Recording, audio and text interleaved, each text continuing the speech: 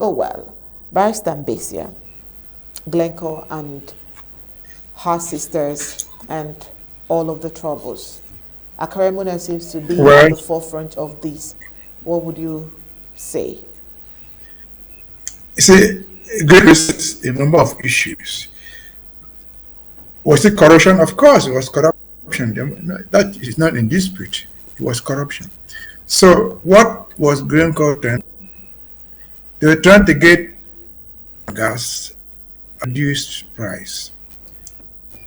And their corruption, they were dealing with Sonara and SNH, the carbon company.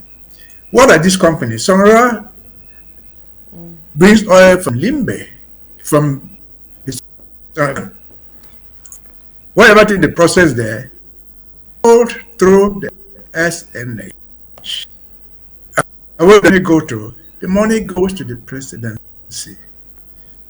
To my knowledge, there's no other gas field. All that is being marketed through SNH, and the petrol through SNH. It's all from Dian. It's all from Ambazonia. There's no doubt about that.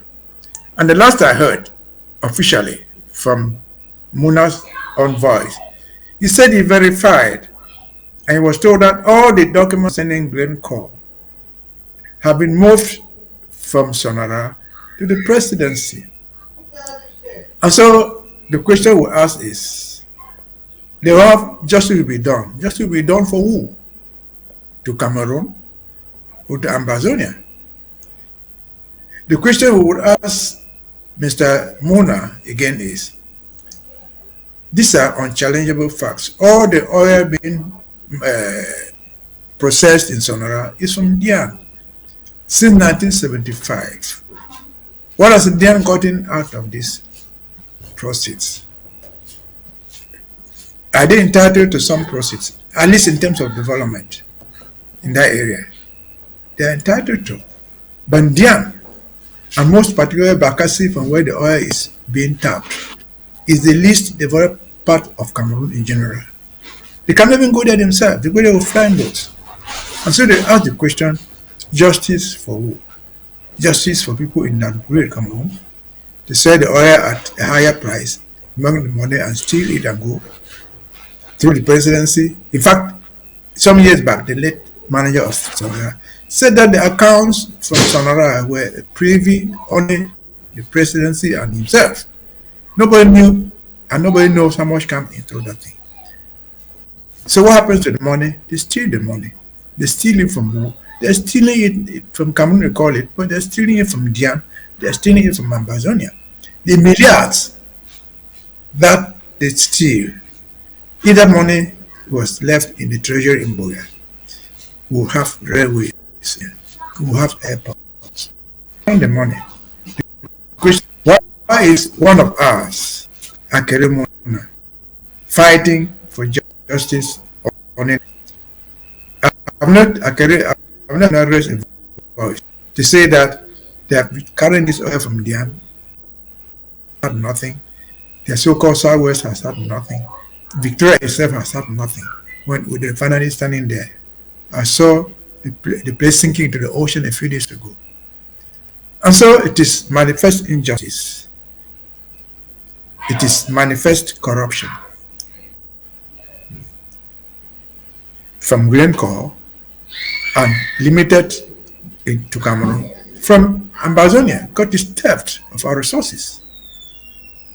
There's no place in the presidency since 1975 that they can show that all the money that came from Sonora, all the money that came from the gas, start from there, 10%, 1%, 2% ever went back to the so-called Southwest. Just the Southwest, if you want to define it that way, tallest of Ambazonia. The so-called Sonora, where these things are negotiated, they have schools with privileged teachers there, boarding schools. Until this crisis started, even Mosonge, who lives in Victoria, they don't know there was a school there. There's no Bakwere there. That's in Victoria. Talk less of any Anglophone. They are employed on special salaries. No Anglophone is teaching there, they call it. no Ambazonia. Their own children don't even go there. And so, how unjust can this be? Who cannot see this as injustice? All over the world, where you tap out resources, at least the people of that area have something they call royalties. Where are the royalties of the gas? If there's no royalties, it is paid in dollar. Because Sonora produces these things in Limbe, it is marketed in Douala. The marketing office is in Douala. So if there are any taxes even by Glencore doing business, they'll pay in Douala, not in Victoria. And so that's part of the reason why we must fight and fight until we get these people off our necks.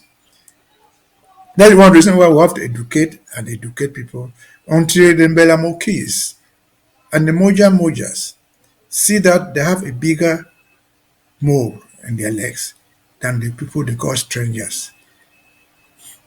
There's no water to drink in Boya. The money the store will fetch water, will pump water from Victoria to Boya. They're not doing it. And so justice should be done. But I'm not interested in the justice being done to a thief.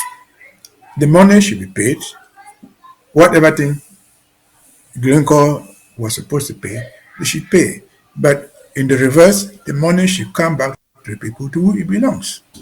Ambazonians in general, and Diam from where the oil and gas are tapped in particular. That's it. Corruption has to be fought. The corruptors have to be punished. The bribe takers have to be punished, and the justice should be done by compensating the rightful owners of the property, the rightful owners of the thing. At the very least, if they don't own all the natural resources, they own a percentage of the royalties for tapping from there. And yet, of course, we have in Parliament, in the Senate, we have people from Diam, we have people from that division. Joshua C is one of them. You're not allowed to discuss it in Parliament. Joshua C is from Diam. And so that is the reason, part of the reasons why we fight and we must fight and fight until this nonsense ends. Because, again, all the process from Sonora, if you had been left with us, we will not be talking about the ring road today. We will not be talking about an abandoned airport in Bamenda or somewhere in Boom. We would have had a small heaven in Ambazonia.